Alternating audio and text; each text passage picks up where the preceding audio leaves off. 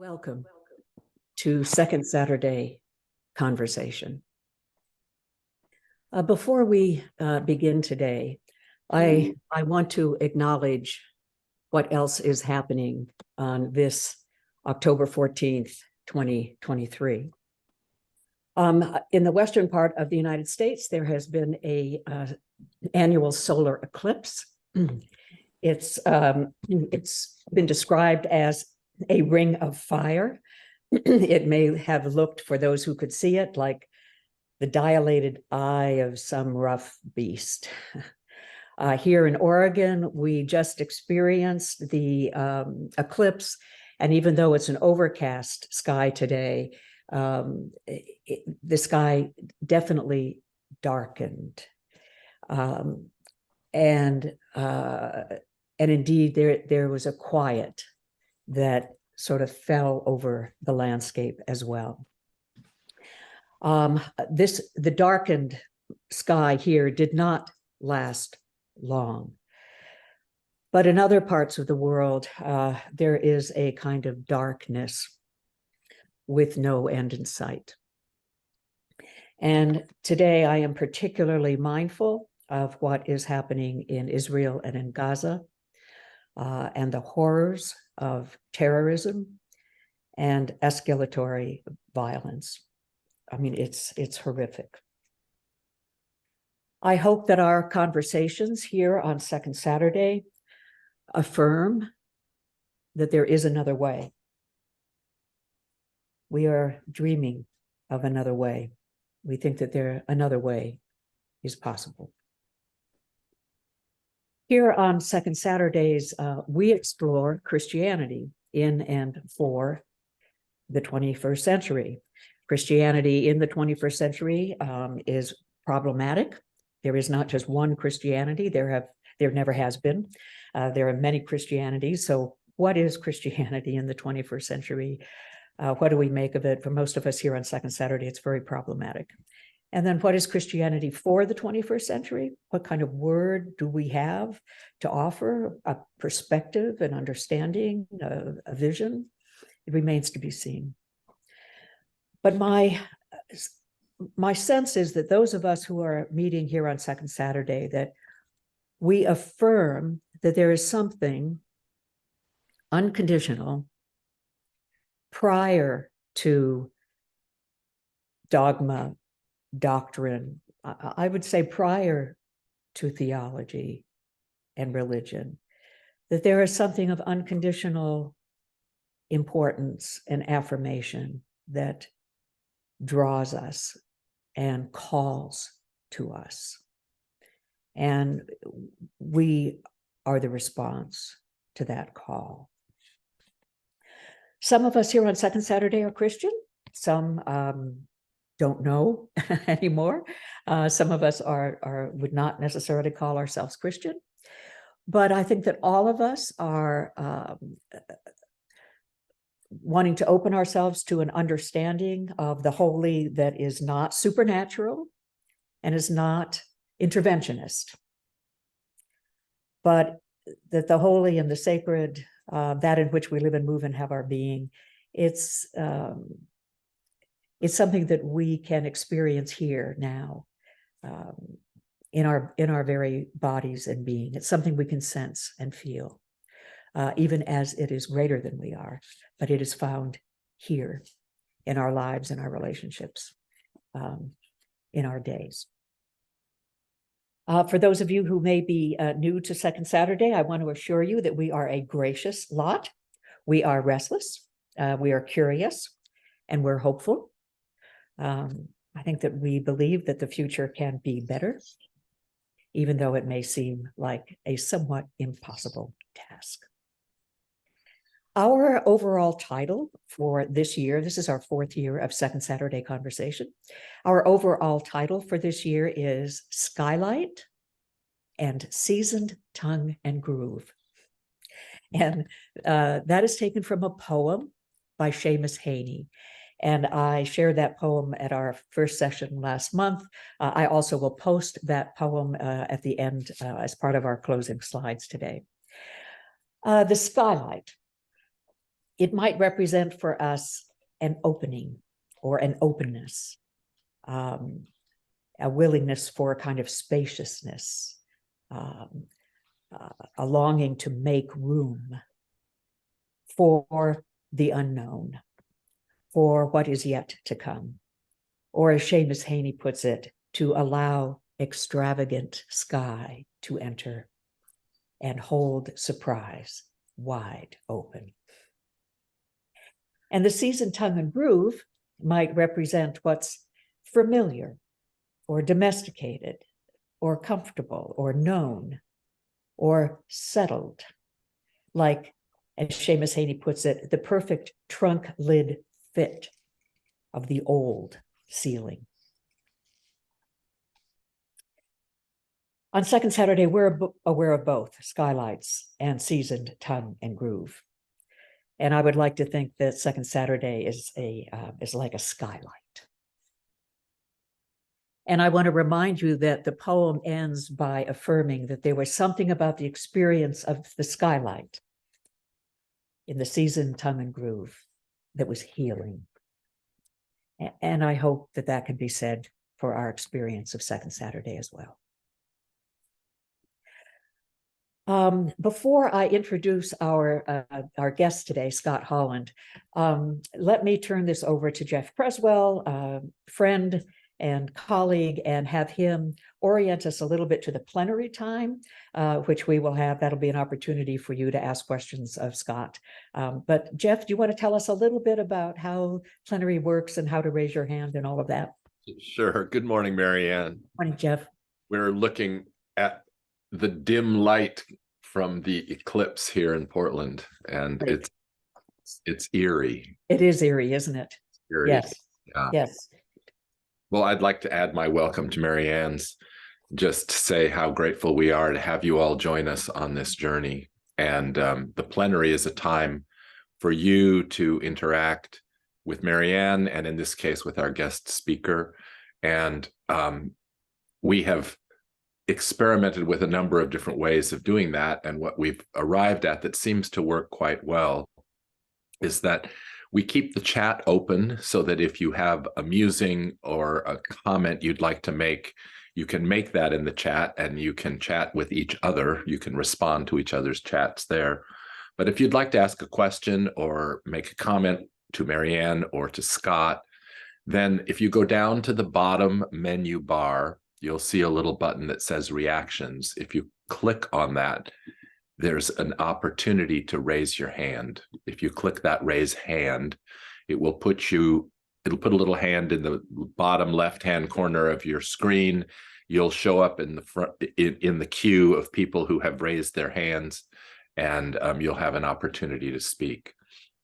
Because there's many of us on this call, and because we want to give as many people as possible an opportunity to interact with Marianne and Scott, we'd ask that you keep your comments to about 2 to 3 minutes. And just as a way of reminder, I'll just put up a little finger if we've reached that time, so that you know that it's time to sort of wrap up and allow for a response. And it's also helpful if you can sort of compose what you'd like to say off screen, so to speak. So you get ready to think about what it is you'd like to ask or what you'd like to comment on, so that you can keep it succinct and specific. So I guess that's all I'd want to say, Marianne, but welcome everybody. Great. Thanks so much, Jeff. Our guest today is Scott Holland. Our topic is theopoetics. What is it? Well, arguably, and I think that Scott will say the same, it is hard to define. But Scott, he really gets it. And he can help us reflect on how it emerged, why it is important, why I think theopoetics is really an essential, I think it's really important that we understand it as we think about theology and how perhaps theology needs to change its own self-understanding. As you know, I first got engaged in the idea and experience of theopoetics through Jack Caputo. And Jack has been a tremendous influence in my thinking and in my being and in my hoping. Scott Holland is another very important voice for theopoetics and hope. Okay, And we are so fortunate to have join us. with us today. Scott is Professor Emeritus from Bethany Theological Seminary in Richmond, Indiana. He served as Professor of Theology and Culture there. And for 23 years, he directed the seminary's Peace Studies program. He was also instrumental in starting a Master's of Theopoetics and Writing program at Bethany, which is partnered with the Earlham School of Theology. It's the only program of its kind in the country. It's really important, and it's wonderful to know that there's a full degree program in theopoetics and in writing. As you will come to understand, theopoetics is understood too as a kind of writing. He's worked extensively with the World Council of Churches and with peace churches in Africa and Asia and Europe and the Americas. He's also a pastor. He's pastored churches in the Brethren and Mennonite congregations.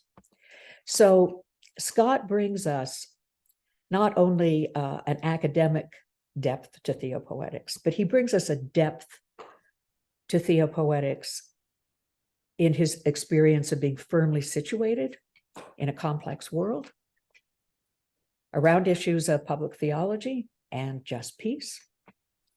And he's deeply, deeply committed to, as he would say, the flourishing of diverse human communities and to, again, in his words, the democratization of humanity and divinity.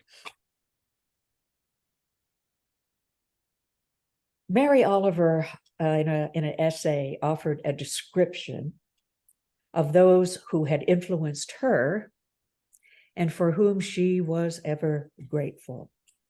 And I think that her words are appropriate to describe Scott Holland today. Mary describes those who influenced her this way. They were dreamers,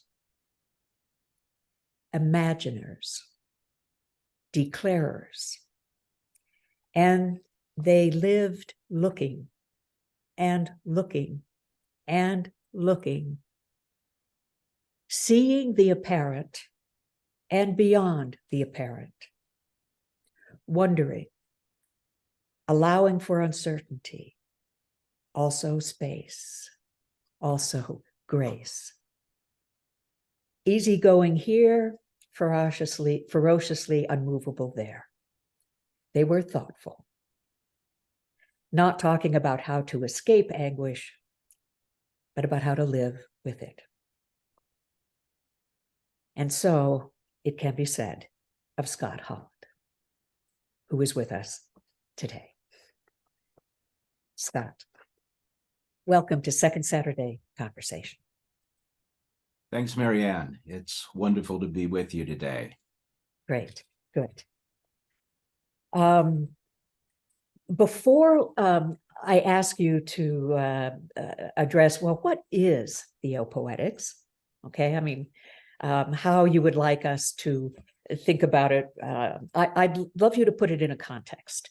Because I think it'll be helpful for folks on Second Saturday to know sort of how theopoetics emerged as a theological development and maybe some of the names associated with it, so that we know, well, where did, I mean, in a sense, theopoetics has been here for a long time, but where did it sort of emerge in the theological conversation? And perhaps you could give us that background, and then I'm going to ask you how, as hard as it might be, how would you define theopoetics? Okay, so first, maybe let us know how it developed.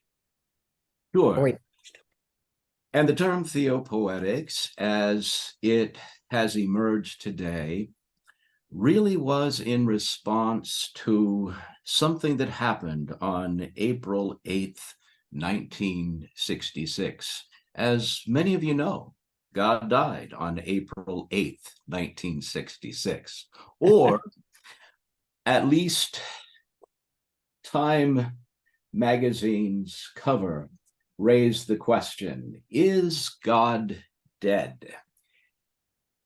The Death of God movement in the 1960s was a movement not inspired by an association of agnostics or atheists.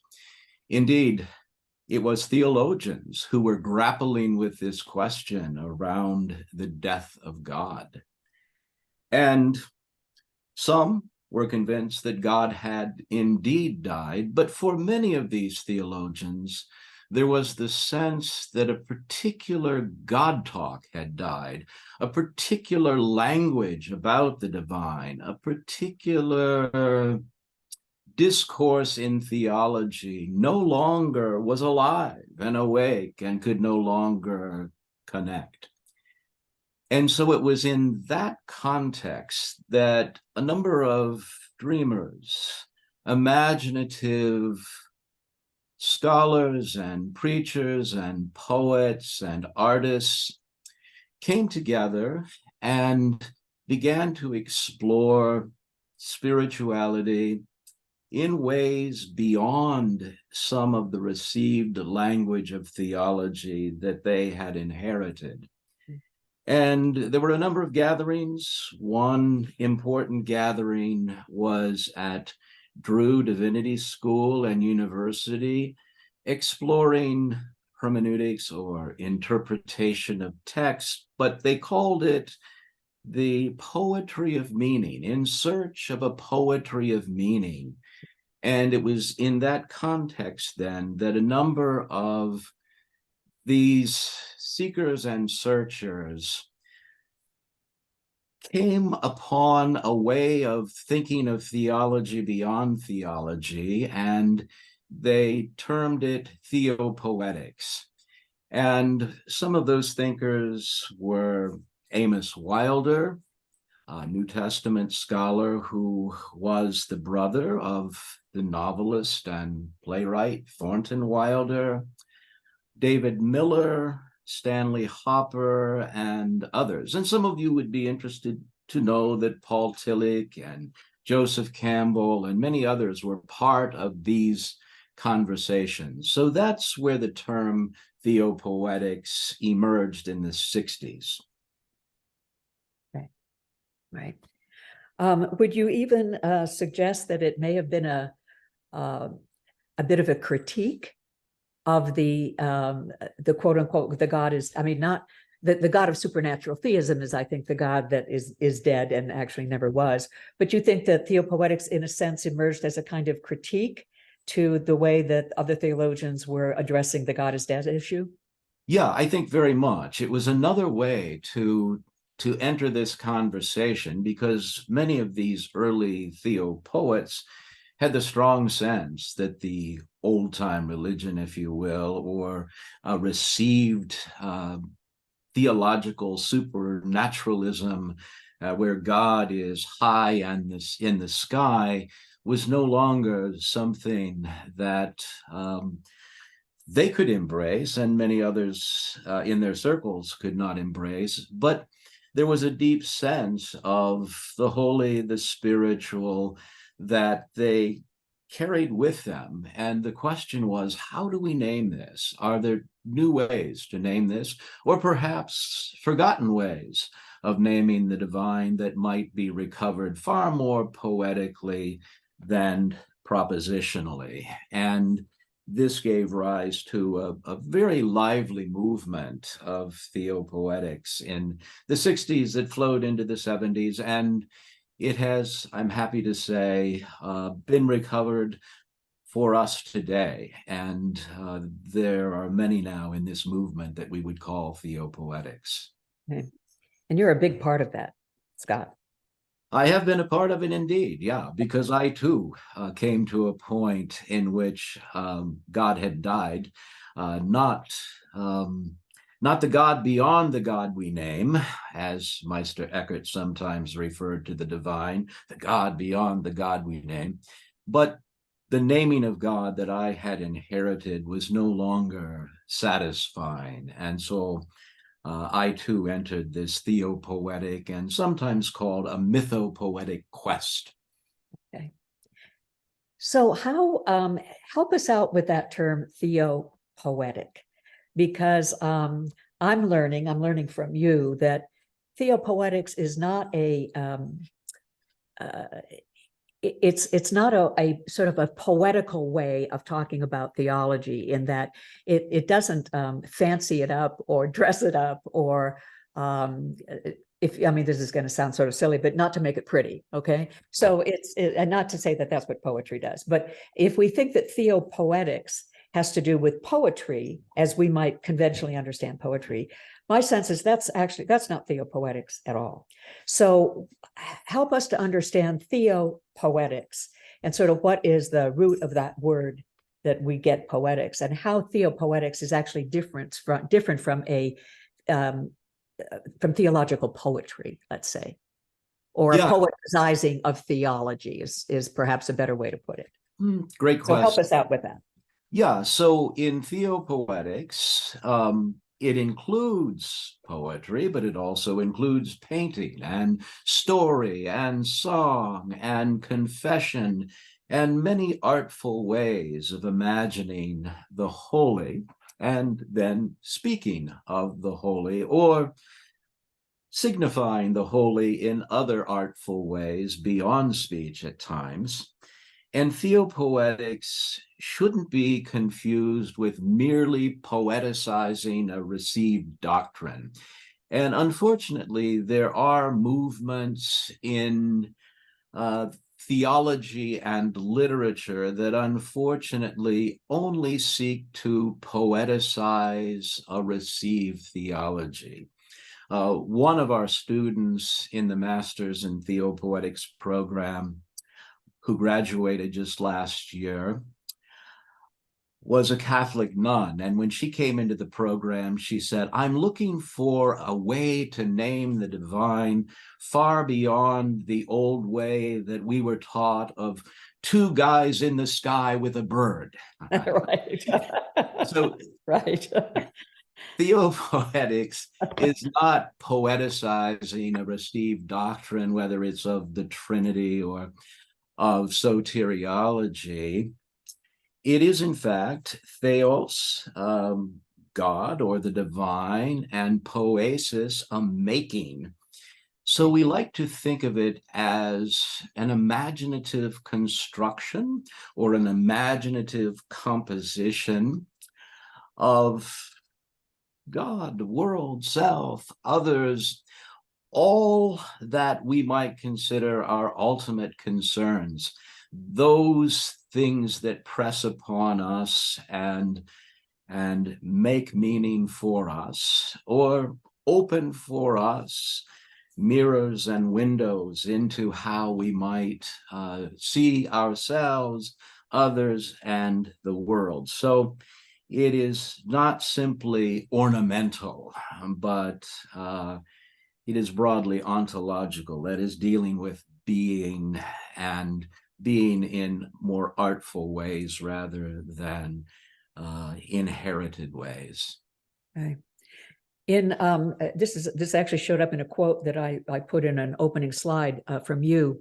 You say something I think so interesting, that religion is imaginative before it is propositional. Yeah. Religion is imaginative before it is propositional, and that reason can only follow the paths that are first broken open by the imagination. So I'd love to have you say a little bit about the role of imagination, because folks who may be coming to theopoetics and think, well, if it has to do with the imagination, they may mistake that for fantasy or make-believe or, you know, wishful thinking. And yet my sense is that you have a very, that imagination it's part of the gift of humanity, and that it has a very important and distinctive role and movement in theopoetics, that it's something of integrity. It's not fanciful. So, but speak to that, because I think that I love religion is imaginative before it is propositional. So can you unfold that a little bit more for us? Yeah, very much. So on the imagination, I think that we can say, as you correctly identified, Marianne, that imagination is not merely fancy or folly or even foolishness. It's not simply just in a moment of folly making things up. It is a deep human capacity that puts us in touch with what is profoundly human. And for those of us who are interested in spiritual life, we would say, likewise, it connects us with the spiritual.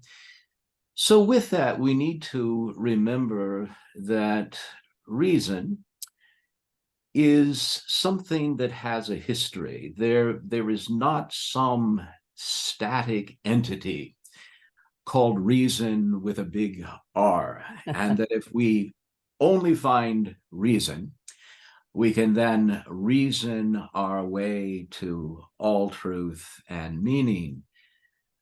Reason can only follow those paths that are first broken open by imaginative moves. If there are no new imaginative moves, there can be no new ways of reasoning. And these imaginative moves are made not simply in solitude, they're often made in solidarity with others, in deep human conversation and connection.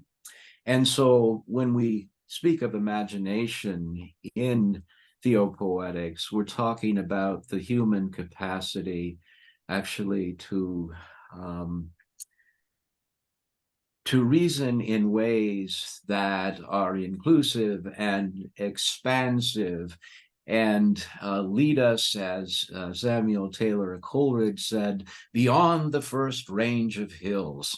We are invited to look beyond that first range of hills, and we are to think about the horizon, recognizing that when we journey forward in the direction of the horizon on those paths, the horizon really never ends, because when we think we have reached the point to which we were traveling, we see that the horizon continues on.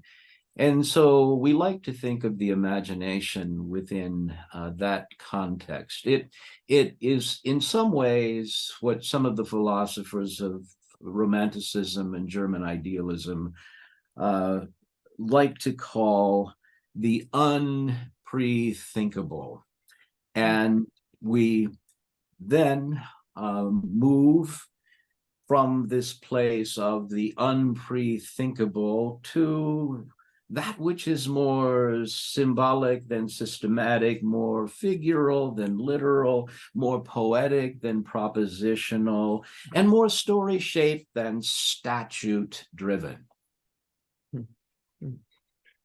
Yes, and I that word pre-thinkable, okay. I think that affirms that there is something that is, to use a different word, prior, that we experience or that we sense or that we respond to. And I'm, I am becoming less and less of a transcendentalist every day. But what intrigues me about theopoetics is it's, if I'm understanding it correctly, is its affirmation that sort of deep in the dark, deep in ourselves, deep in the mystery of the mysterium tremendum, right? That deep in all of this, that there is something that it affirms, and that we respond to something that I think Jack would call the unconditional. Yeah.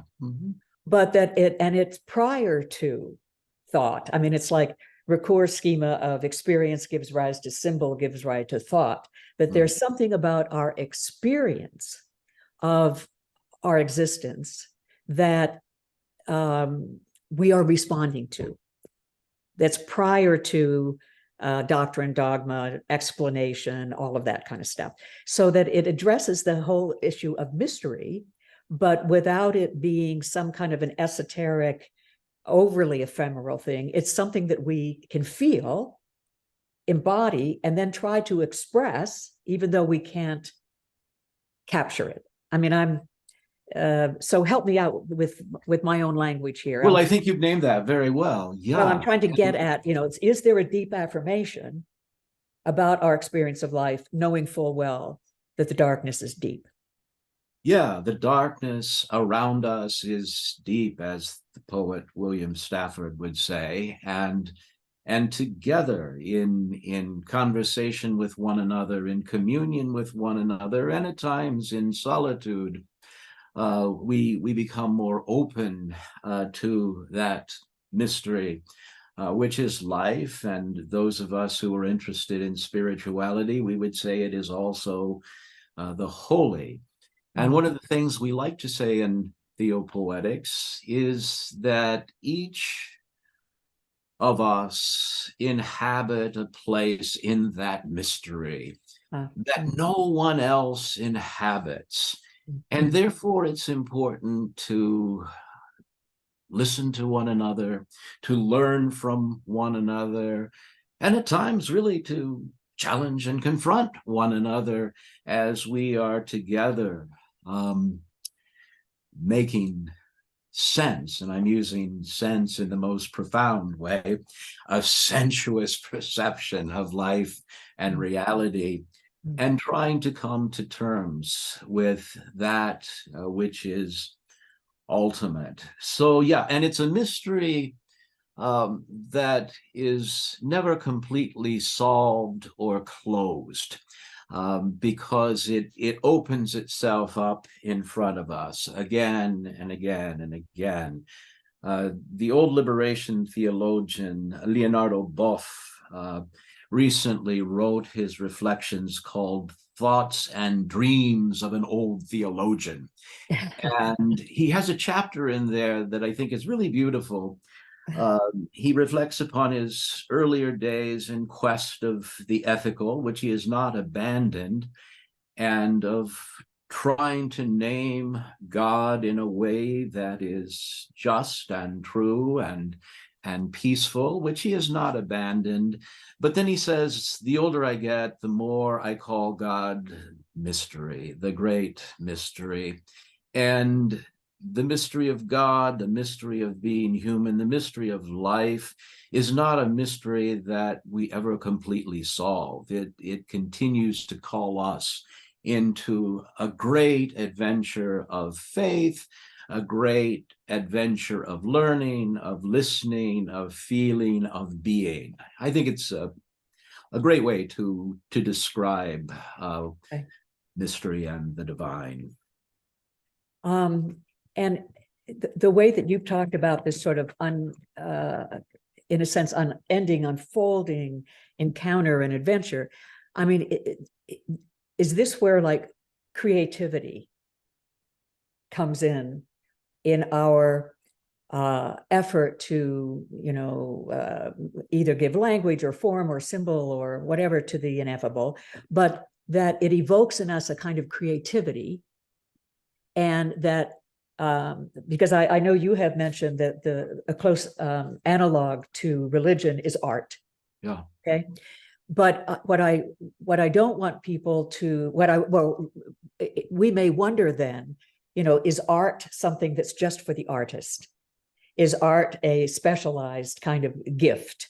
Is creativity something that we all have or only some of us have? My sense with theopoetics is that it's affirming that there's something in being human that is naturally creative, expressive, that we are meaning making. It's like that poiesis, to make, that's who we are. And so that we're not talking about some esoteric or special thing, but that we're talking about something that's deeply human that is not always invited out. But so say more about imagination, creativity, and theopoetics. Yeah, and I think you've named it well. It is not something esoteric. It is something profoundly, as I've often said, profoundly democratic. As we democratize humanity and divinity, the great poet Walt Whitman suggested that if we really want to live in a democratic society, we must get in touch with the democracy of the soul.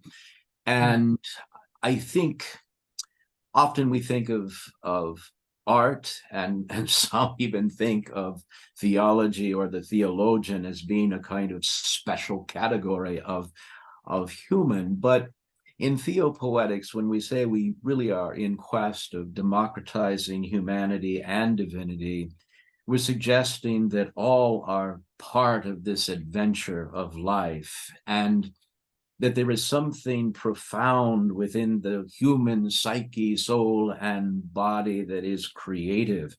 And if we are to use this metaphorical language, created in the very likeness and image of the divine, the poesis is there. The creativity is indeed there. And so Otto Rank was a psychological thinker in that early circle of Freud and Jung and others. And he has a book entitled Art and Artist. And he's trying to determine what is that primordial drive in the human person. And while Freud spoke more in terms of sexuality and eros, which Rank wouldn't have dismissed, and Jung archetypes and spirituality, which Rank also would affirm, Rank was thinking that there is something within the human that is artful, the drive to create and make meaning in the creation and composition, and that in creating art, we are not simply creating a piece of art, whether it be a painting or a poem. We are, in fact, composing a life. And so that's something we like to accent in theopoetics also, that we're not simply writing a poem, a story, a song, or even an essay of creative nonfiction. We are in quest of creating a life, composing a life. Okay, yeah, thank you for that. I love your suggestion too that this primordial drive in us for meaning and creativity and expression, that's part of who we are. I want to get to the dilemma of what humans are capable of in terms of beauty and majesty. But I also, in light of what's going on in the world today and has always gone on, I also want to have you address that darkness as well. But before I get there, some of the language around theopoetics is that it is a postmodern turn. And I would love to have you say a little bit about the modern mindset that perhaps put God talk into categories, or have allowed them to be in categories, or try to explain them in categories that are frankly no longer believable. And that the way that we have done God talk in the modern era, which is new, but that has had a way of collapsing theological reflection in my opinion, okay? And that we are now in a, who knows, we may be more than postmodern now, but I don't know what it is, but that in a postmodern mindset, in the turn to postmodernism, which deals in categories that are not, that are post-structural or post, binary and all of that business, that this is a turn to understand language and its limits and its capacity, that breaks free of some of those modern categories, post-Enlightenment categories, that can be liberating for us in terms of how we understand God and maybe even how we understand our relationship to what we name God. Yeah. So say a little bit about that quote unquote postmodern turn, because that's a phrase that we hear. And can you set theopoetics in that postmodern turn? Yeah. And if you think that's a helpful way to put it. It is a helpful way to put it. And I think for some of us, in terms of our own theological composition, I'm trained in theology. My doctorate is in a kind of theology that's informed by phenomenology and existentialism. And in that mode of thinking theologically, we were very drawn to phenomenological slices of life that might speak, getting away from a grand master story in which we all might be able to find our plot and our place, and to allow our experiences of life to speak, these phenomenological slices of life to speak. And in the postmodern turn, we step away from the old master narratives that seek to define us all, and we're far more fascinated in a multiplicity of minor literatures and little stories, and in bringing many of them into conversation in a kind of poetics of place. There can be an interesting awakening that might free us from the iron cage of rationalism, Enlightenment rationalism, to this idea that we can follow these many paths that the imagination open. And I think in theopoetics, from a postmodern turn perspective, we are far more aware of how all of our naming is so profoundly metaphorical as we reflect upon how language works. In previous ways of thinking about language as being so representational or representational, as though language is defining something very objectively and in a way that brings empirical closure.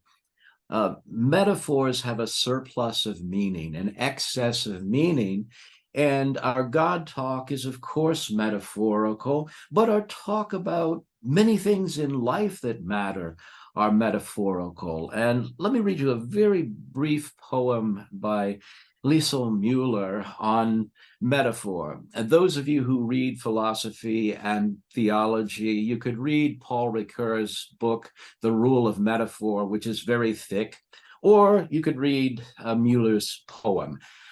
She says everything Ricoeur says in that thick tome. She calls it things. What happened is we grew lonely living among the things.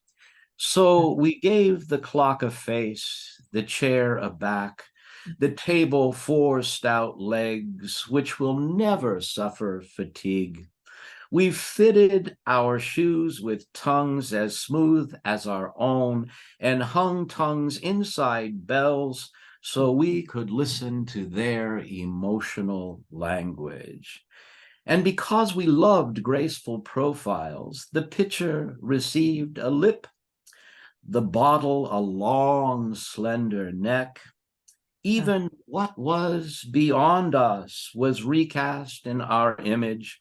We gave the country a heart, the storm an eye, the cave a mouth, so we could pass into safety. I think that's a beautiful description of how metaphors work in life, in common life. And so if in our own ordinary existence we name things metaphorically, how much more we must use metaphorical, symbolic language as we seek to name the ineffable.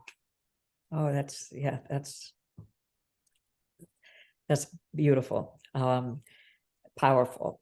And would you not say that we have given some of those attributes to God as well in our own language, or in our own, I mean, we have given God tongue and legs and heart, and we have done that as well. Yeah, and that's not to diminish God, but it's just to recognize. Yeah, of course, we do that. How we try to express it.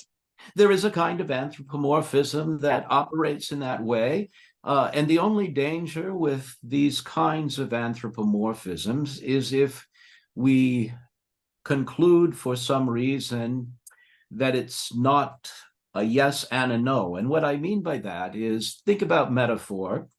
When we're in grammar school and we're learning our early lessons about what is metaphor, we are told to think in terms of the arm of a chair, or the leg of a table, right? And so we could ponder that and say, well, is the arm of a chair really an arm? And a metaphor says boldly, it is, but then it whispers, but it is not. It is, but it is not. And so in all of our naming of God in metaphorical language, we can say, God is. But then we whisper, but God is not. And therefore we move into some of the apophatic mysteries, and don't allow ourselves to form an idol, where mystery always invites us to a multiplicity of images and models and metaphors and possibilities. Right. Now, if we can recognize that multiplicity, that when we come to our own limits of understanding, then we will turn to metaphor or to story or whatever as a way to communicate it. But is the hope that if we understand the truth of this, that in itself will help to, what I'm getting at, where I'm trying to go now, is the whole issue of wars and injustice and cruelty and that part of humanity as well. Because what you are affirming is the multiplicity, is the diversity, is the fact that we can't know it all, that there's no, I mean, if I'm not misunderstanding it, there's no capital A absolute. Yeah. That what we live and move and have our being in is much more fluid and expressive and diverse than that. But, we have wars and hate, and we make distinctions that I think are also of our own making. And we have spilled, fathomless blood over all of this.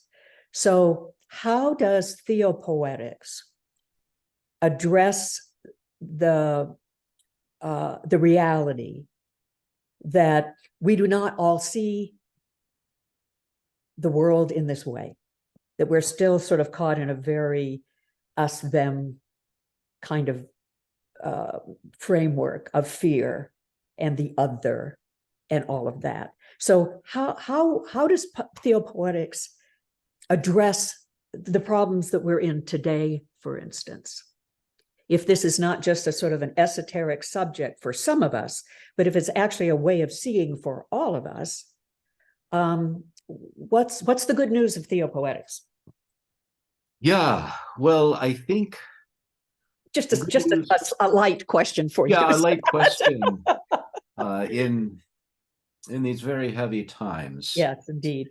Yeah, theopoetics has been partnered in many ways in recent years with seeking cultures of peace and building cultures of peace around the world. In my bio line, you noted that I, for many years, taught peace studies, directed a program in peace studies, and traveled the world on behalf of the World Council of Churches and the historic peace churches, really working at building cultures of peace. And some said to me, but then you also teach this thing called theopoetics, and like, how do you do both? Well, they really can't be pried apart, as some of us came to see. In some of the early days of my work in conflict resolution, conflict transformation around the world, I studied carefully many of the techniques of conflict resolution and transformation, and some of them were rather textbook, that if you do A, B, and C, you will find your way to peace. And a number of us working at this began to see that there could be something about theopoetic language that offers hospitable linguistic space to explore differences and similarities together. You know, in Aristotle's little book, Poetics, he says to see the similar in the dissimilar is the mark of poetic genius. To see the similar in the dissimilar is the mark of poetic genius. So to see similarities and difference, and then also to recognize difference and respect difference and the otherness of the other is likewise quite important. But in some of this work internationally, we kind of scrap the textbook approaches to conflict transformation and invited persons to share their favorite poem, their favorite myth, their favorite song, an experience that they had. And we came to see there's no utopian answer here. It doesn't always work, but it sometimes works better than some of the earlier techniques. That if someone shares a favorite story or song or poem, it's very unlikely that someone in the group will say, I disagree with that poem. They might say, wow, I don't quite get that, or say more. Whereas if you offer a kind of theological or even ethical or political maxim, it often can create a good deal of argumentation and conflict. So there is the hope that mystery, metaphor, and meaning making together in a way that seeks to democratize both humanity and divinity has some promise. In the current just heartbreaking war that we're reading about and seeing on the news today, there are many components. There are land components, there are power components, and I don't want to diminish any of those components. But there's a component that the media hasn't discussed very much, and that is the very unfortunate theocratic component. Hamas is very driven by theocratic ways of thinking and being. And again, I don't want to diminish the injustice around land issues and power issues and political issues. And the Netanyahu government has also in recent years moved in a very theocratic direction. And theopoetics resists theocracy and invites a much more inclusive, expansive, democratic way, not only of speaking, but a mode of being in the world. Yeah. Yeah. Yeah. And I can see how a theocratic understanding of things perpetuates a grand narrative. Mm-hmm. And in whose hands, right? Who is coming up with a grand narrative? Yeah. And so where some people may feel like, no, we need a solid direction, or we need a solid narrative so that we know what's right or wrong or in or out or whatever. It's like that, if there's any reason in that, it's really collapsing. Yeah. Because the grand narrative has a huge dark side. Yeah. And if I'm understanding you, there is something about, and I love your linguistic hospitality that also invites difference. Yeah. But that maybe in that difference, again, maybe there's something prior to those differences that we can still relate to. Yeah, I think our humanity, I think there is a deep humanity, a deep sense of the holy as the ground of our being.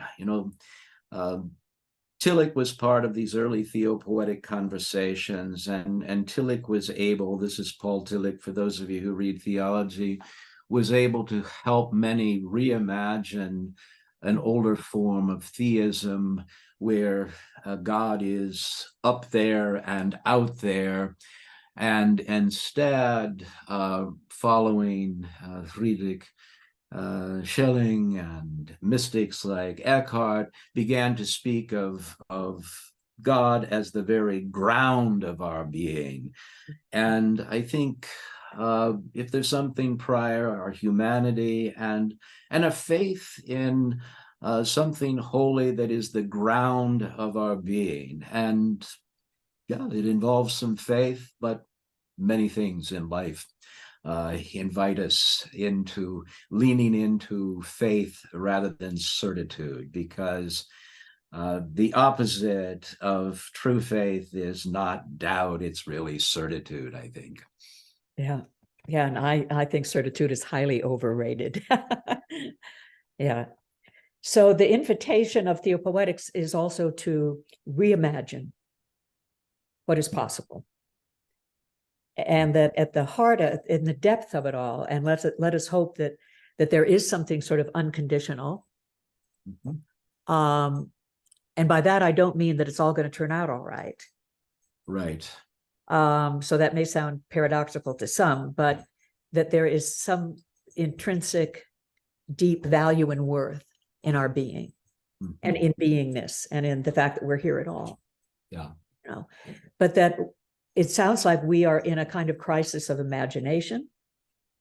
I was sort of chilled when a comment was made about the failure in information about the possible incursion of Hamas into Israel was a failure of imagination, because that was put in a very strategic category, Mm-hmm. But I think that the kind of imagination that you're talking about is a very different kind of imagination. It's really a life-giving imagination that is something that is in us, that we are capable of, that actually seeks more life. Yes. Beyond strategy. I mean, it's not, hope is not a strategy. Right. Somebody argue with me on that, but I would say hope is not a strategy. It's something else. It's something beyond mere technique and strategic moves. Techniques have their place, and strategies have their place, but it's something far more profound and far more life-giving that is connected, I would say, to the very eros of life. It is something that drives us. The Hebrew Bible scholar Aviva Zornberg says that Genesis is not the beginning of religion and morality. Genesis is the beginning of desire. And I think out of that desire, we form religion and morality and many things, but it is a driving desire. It is an eros toward life that then calls us forward. Yeah, I love that, a desire. And as Jack talks about, a desire beyond desire, which is something else for us to talk about. I'm aware of the time, and I want to make sure that some of our attendees have an opportunity to engage with you. One question that I was going to ask you, but we can put this in a suspense account and then maybe return to it another time, Scott, but what do you make of Christianity in the 21st century and for the 21st century? That's another big question, because that's kind of what we're wrestling with on Second Saturdays. But do you have a quick response to Christianity in and for the 21st century that actually might be related to our topic today? Yeah, I think, Christendom is not very attractive today, if it ever was. And of course, the Jesus movement was in many ways an early theopoetic and prophetic movement within Judaism, right?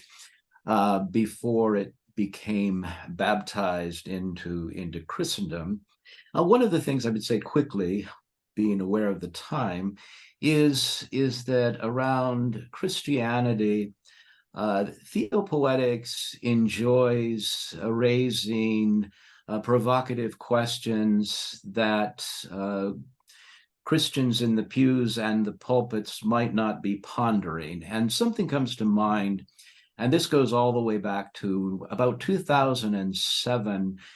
Here, I'm coming to you from Pittsburgh today, and in Pittsburgh, there were many fights around LGBTQ plus inclusion, and even in the Episcopal Church in 2007, and some of the warring Episcopalians who wanted to hold on and cling to tradition said that we need to bring the African bishops here to speak to this question.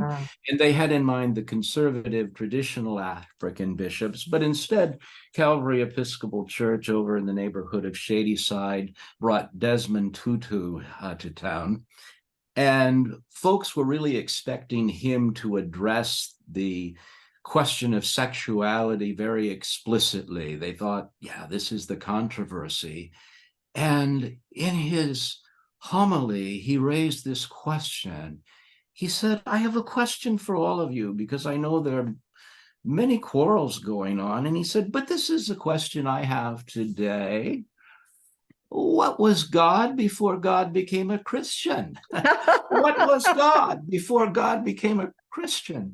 And what was so fascinating is that the media picked this up, and even the warring Christians picked this up, and it in some ways relativized many of their quarrels, because they had turned to a more interesting question. And so, yeah, I think we must continue to raise unexpected questions about the faith and about Christianity. I think we're living in a time that is both post-ecclesial, yet also post-secular. And for those of us who are interested in spirituality, that's really interesting, because it invites us to reimagine the holy.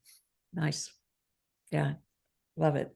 And who was God before God was Christian? It reminds me of Eckhart's great prayer, "Oh God, rid me of God." Yeah, isn't that great? Yeah. Yeah. God, rid me of God. Yeah.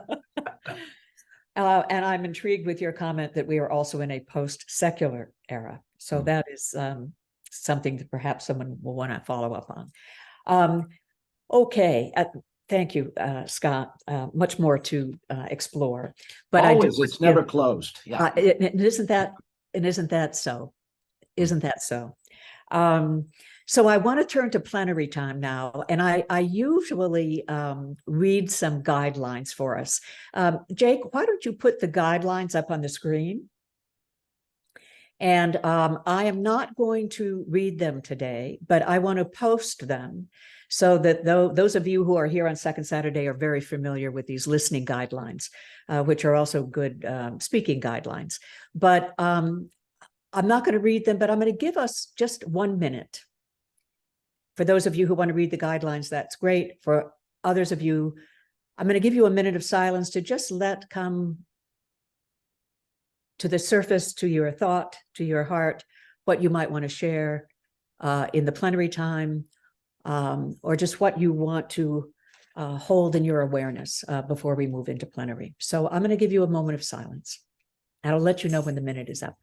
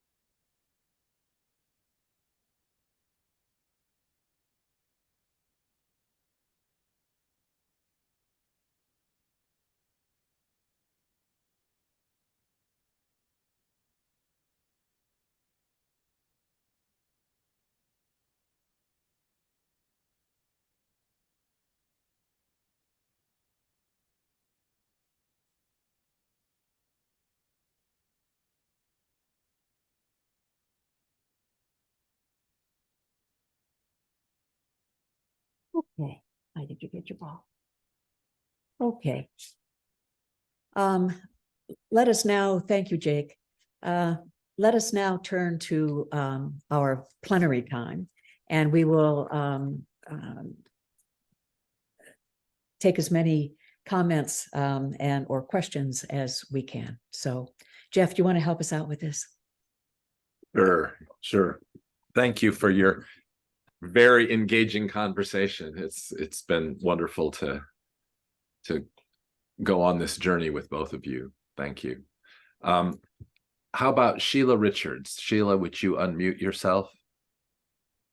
Well, for goodness sakes, yes. Good morning. This Good morning, Sheila. Very, very interesting. The Theopoetics got described as beginning imaginative composition of God, all things that press upon us to open us. Those kinds of words were used. And then someone in the chat said, oh, we must be careful about using that word imagination because it implies fantasy, which might not be true. And you know, I'm 83. I've had an imagination since I was 2. I can remember that. And I believe it's the best gift God ever gave me, is to have imagination and whimsy. I love the word whimsical, because I think imagination is the key to opening many of us. And I always feel just awful when people say, well, I have no imagination, because I think you can learn to have one. But at any rate, will you please let me share 2 very, very short, I promise to keep to my time. Are you familiar, Marianne, with the poetry of Shalon Harkin? And the book is Susceptible to the Light. And she wrote these, in every one of them, in less than 2 minutes. Wow. And they're just phenomenal. And this one, because it goes with what Scott's been saying and all of us, it's called The Worst Thing. The worst thing we ever did was put God in the sky, out of reach, pulling the divinity from the leaf, sifting out the holy from our bones, insisting that God isn't, bursting dazzlement through everything we've made a hard commitment to see as ordinary, stripping the sacred from everywhere, to put in a cloud man elsewhere, prying closeness from your heart. The worst thing we ever did was to take the dance and the song out of prayer. We made it sit up straight and cross its legs, removed it of rejoicing, wiped clean its hip sway, to questions as ecstatic yowl its tears. The worst thing we ever did is pretend God isn't the easiest thing in the universe, available to every soul in every breath. Oh, And Sheila, that is splendid. And her name is Harkin. Her last name, the book, is Susceptible to the Light. And the other one, he just said these words. This is a story card. Do you know story, people? His name is Brian Andreas. So this is a note card, and it begins with these whimsical characters saying, "In my dream, the angel shrugged and said, 'If we fail this time, it will be a failure of imagination.' And then she placed the world gently in the palm of my hand." So I just offer those for people to look at and to consider, and to say how pleased I am to hear all of this embracing of imagination. Thank you, Scott. Well, thank you. And you have helped us define theopoetics, because what you shared, this is theopoetics. So thanks so much. Wonderful. You're Wonderful. welcome. You're welcome. Thank you, Sheila. Sheila, you just danced and sung for us. Thank you so much. That was just lovely. Thank you so much. You're welcome. Thank you. Sheila, maybe you can put those titles in the chat so that people can have those. I will. Great. Okay. And as you know, I don't read the chat during these sessions, but I'm glad that I know that there's a parallel conversation going on. So thanks for that, Sheila. How about Lynn Tolk? Lynn, can you unmute?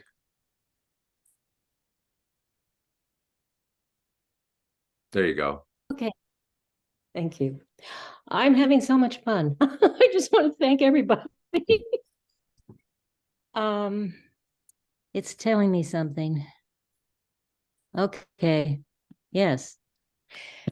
You wanted to know, was I really sure I wanted to do that? Yes. Okay. So I don't know if you heard what I just said, but just that I'm having so much fun.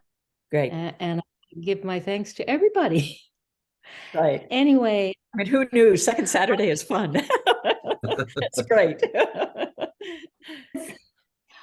It is stimulating, exciting. Yeah. So one of the things that came to my mind was this tendency. Well, in myself, I know that I have a tendency to want things solid, to want firm answers, to want, all this stuff. And I know better. And so I have found contemplation to be a great aid in that, because I constantly practice letting go. But it seems to me that and I'm actually working on a book on this whole subject, given the chaos that we're going through and have been going through probably since World War I, there are people, not just my idea, that we are in axial age 2, which is as profound and as difficult as axial age 1 was, which is this massive evolutionary change in consciousness that affects everything. Everything I always assumed about myself, and everything I always assumed about everything that's not me. So I find that whole idea itself very exciting and terrifying. And I think that a lot of people are equally terrified, hopefully some of them excited.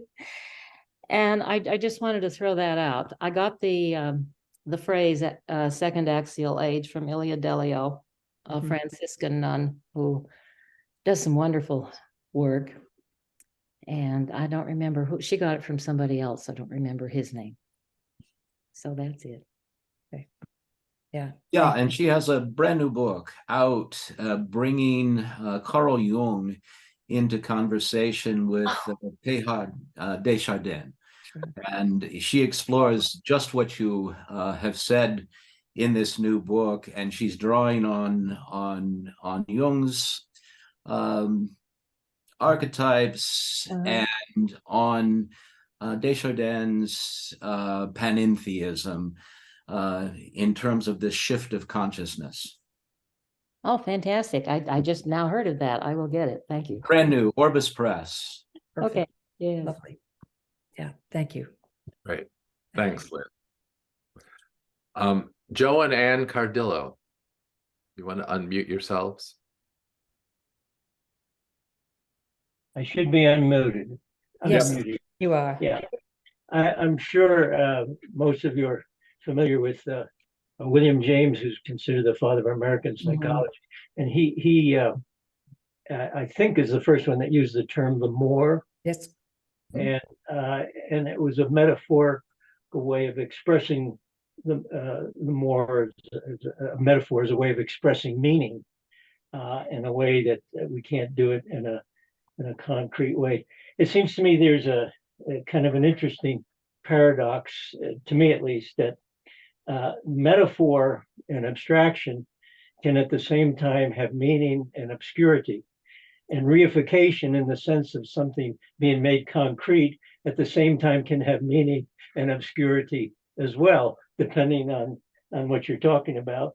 And it seems to me is that poetry is a way of, can be, let's put it that way, a way of expressing meaning and maintaining mystery at the same time. Mm. Yeah, nice. I think that's right. Yeah, it's very right. It's meaning, but the meaning invites us into a deeper mystery, and the mystery communicates meaning, and the process continues. Yeah, I think that's right. Yeah. You know, and I think reify also means to kind of to make it a thing.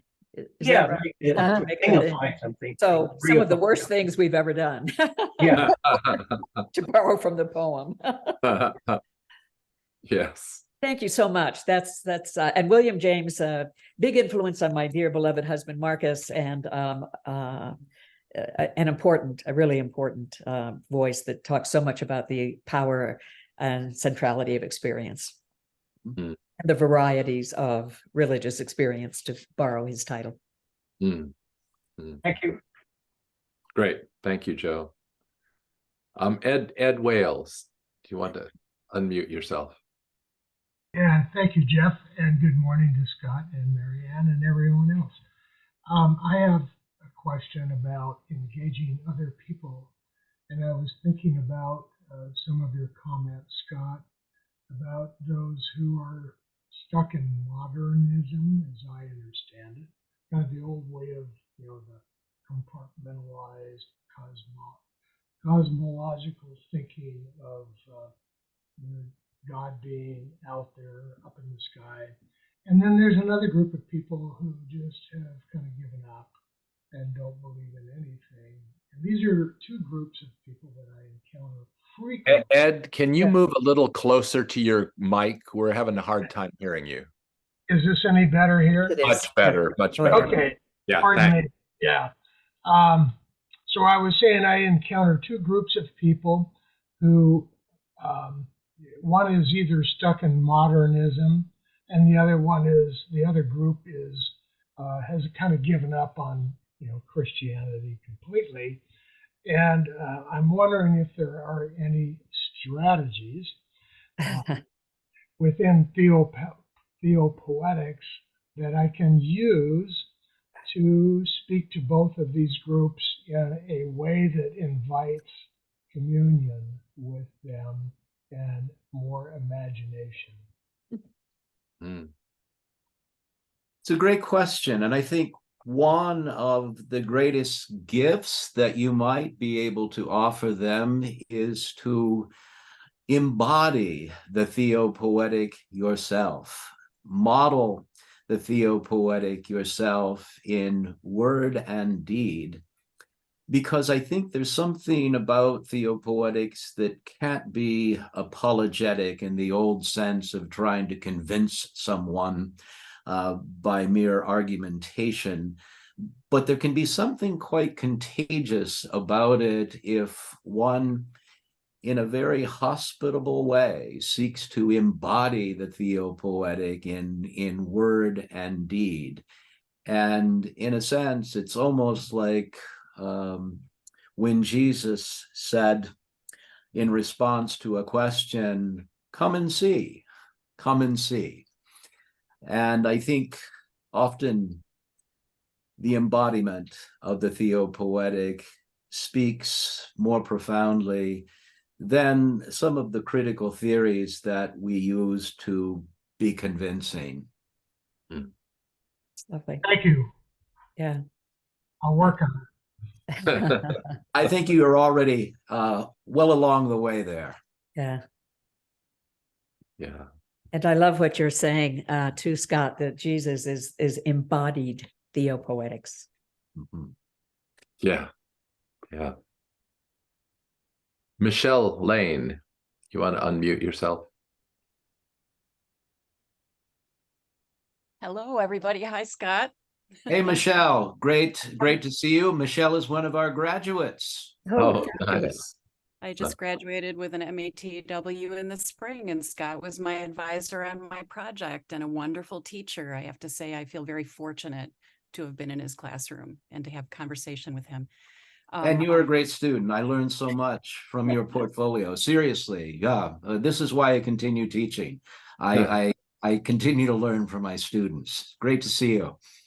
So I had a thought to offer, and also a resource people might be interested in, for more conversation about theopoetics and about really thinking outside of the boxes. And my thought, and I've been thinking about this with the world situation and what's happening in Israel and what's happening here. And it seems to me that what's missing from discourse almost 100% of the time is a respect for nuance. Mhm. And you could apply this to theology, that when people get themselves entrenched in a camp where certitudes are being spouted, there's something false about the duality of right and wrong, that really the greatest truth lies somewhere in the mystery or in the nuance of things. And so I find myself often when I'm listening to people, I'm beginning to tease apart things and think more about the nuance. What isn't being said? What is being missed in this that could actually lead us toward peace and a greater truth, toward God? So, or some conception of God. So anyway, I just wanted to throw that out there. Just, keep in mind the idea of nuance in conversation. And then, oh, was there something? Oh, So, and then I've also been, thinking about contemporary thinkers in theopoetics, like, well, obviously quite a lot because of my studies and my writing and all that stuff. But there's a wonderful podcast series out with a young person named Bree Stoner, she came out of the Living School, Richard Rohr's, Right. Center for Action and Contemplation in New Mexico. And she's totally gone rogue, and she has her own podcast now called Unknowing. And she interviews people like Catherine Keller, like Andreas Weber, who is a biologist and philosopher, and many others. These are conversations that are so worth listening to for a deep sense of theopoetics and the way people respond to the sacred. So, and are thinking about the sacred. great. Great. Thank you Thanks. so much for that. Folks on Second Saturday will be really interested in that. I can put the name of it in the chat. That would the be name of the lovely. podcast. That'd be So, lovely. just great to hear you, Scott. Yeah, and thanks for your comments. Yeah, both of them, the introduction of this podcast, but then nuance, because as you know, one of the things in theopoetics that we try to avoid is a kind of flat theopolitics, because some want to flatten things out quickly into a theopolitics without nuance. And we really hope to invite and discover nuance in the exploration of issues that often divide us. Mhm. Thanks. Respect for nuance can either be a book title for you or certainly a chapter title, but I'll look forward. Thank you, Michelle. Kate, would you unmute yourself? Nice to see you. Hi, Kate. Hello, Hi, great to have you. it's good to see everyone again and to hear your talk, Scott. I was trying to follow it as best I could because it was very deep. Um, but I think the part I liked the best was the part where you talked about imagination. And a lot of us have imagination as we are kids, and then we grow up, and even even I sometimes think I need to live more in like reality. But I think people when they grow up they forget a little bit to live in imagination a little bit, if that makes any sense. Yes. But yes, I like that part a lot. Mm. And the whole Jesus movement about not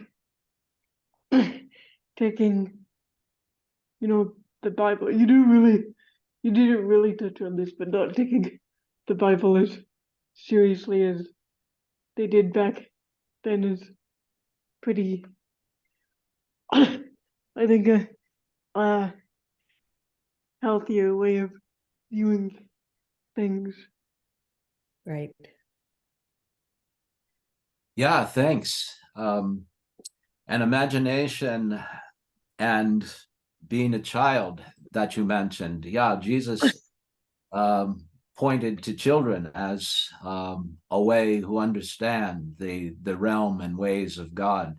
And often we lose our imaginations when we become older and more sophisticated. So thanks for that. Yeah. Yeah. Lovely. Yeah. Thank you for that wisdom, Kate. I really appreciate it. So glad that you're with us today.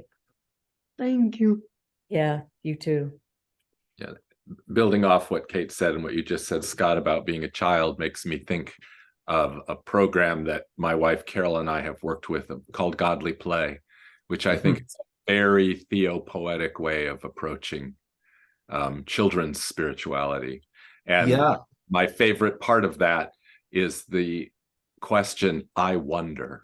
Isn't that great? Yeah, because in that curriculum, it's never Jesus says this and God is like this. It's, I wonder. Yes. I wonder.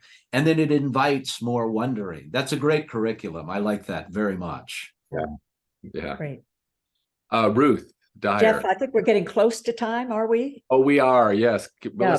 One more call and then we can head into closing. How's that? Okay. Yeah, great. Well, this is kind of building off from what Kate said. So I was Great. really glad to Thanks. hear her talk about child.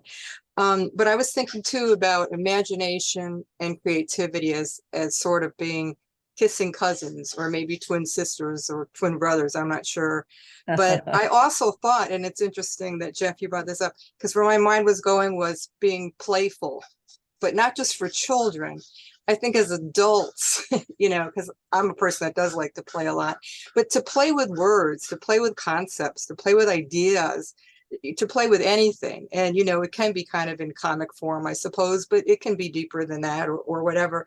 And I too think of words like, let's pretend, let's make believe, what if, and, how does that work? Because children always want to know about their world, how come bees can fly and we can't, what's that about? So I very much appreciated everything you said, Scott, but also the people that talked about nuances and talked about, those kinds of things. And of course, the song that really comes to me is John Lennon's song, Imagine. Because I think, especially in a world now, we need to imagine a world that can have peace. So I very much appreciate being here. I love the topic, theopoetics, and I'm just thrilled with today. Thank you so much for all of you. Great. Thank you. I'm going to make just a couple of announcements, and then I'm going to let Scott close the morning for us. A reminder to you that on next Saturday, the 21st, we will have our third Saturday reflection. We only have these 3 or 4 times a year, and this is a small group opportunity. For those of you who are part of Second Saturday, if you want to be in a small group and share your experiences and reflections together, this is a way to do it. So next Saturday, we'll have third Saturday reflection. I'll send the invitation out on Monday. And I'll provide a prompt for you for that conversation. Our next second Saturday is November 11th. And I want to say just a little bit about the closing music that we will hear today. I chose Tom Waits singing Leonard Bernstein's Somewhere. Now, I actually picked this before the war in Israel and Gaza broke out. By the way, Tom Waits, my husband and I courted to Van Morrison, which a number of you on Second Saturday knows. We also courted to Tom Waits. And Tom Waits has I don't know, the way that he delivers this song is, I think it speaks to the downtrodden and brokenhearted. But I want to suggest something as we listen to the words in this song. There's a place for us, somewhere a place for us, peace and quiet and open air waiting for us somewhere. As we hear the words to this song, I don't want us to hear it in some transcendental idealism. The somehow, somewhere, someday, it has to be here. And that's our work and task, is to wonder and dream and make possible what we think is impossible. Okay. There's a time for us, someday a time for us, time together, time to spare, time to learn, time to care. Someday, somewhere. We'll find a new way of living. We'll find a way of forgiving. There's a place for us, a time and a place for us. Hold my hand and we're halfway there. And by the way, I would suggest that we're always only halfway there. Hold my hand and I'll take you there. Somehow, someday, somewhere. Scott, I'd love to have you send us off. And then Scott and I will be available at coffee time, which we'll meet right after the Tom Waits song and the closing slides. And perhaps we can continue some of the conversation from this morning. But Scott, thank you so much for being with us. And why don't you send us off? Well, it's been great being with you. Thanks so much for inviting me. I'll send you off with a poem, of course, since we're talking about theopoetics. And this is a poem by William Stafford. And William Stafford was a great peace poet.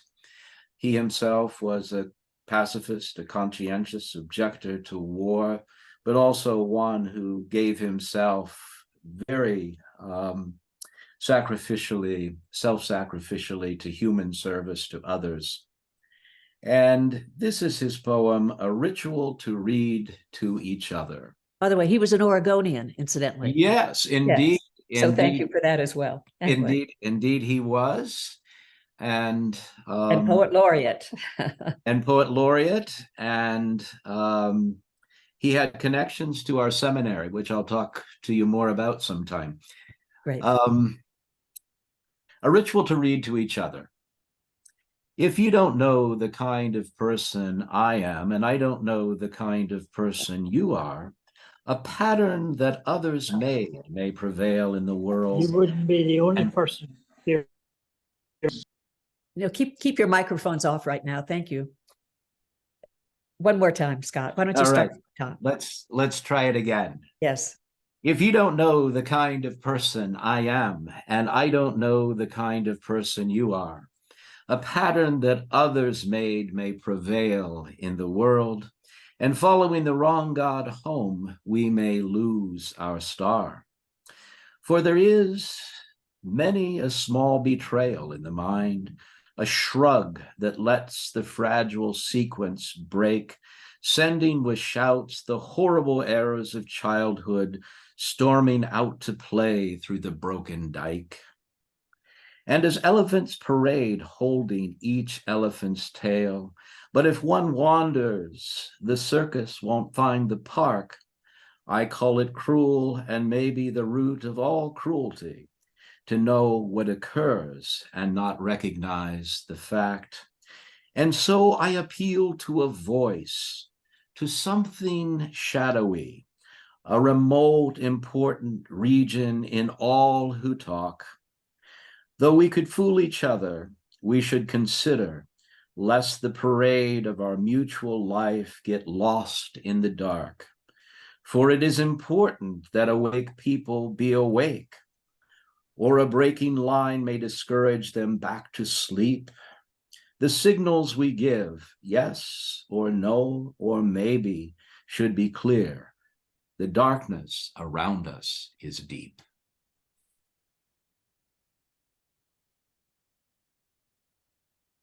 Thank you, Scott. And thank you all for being with us on this second Saturday.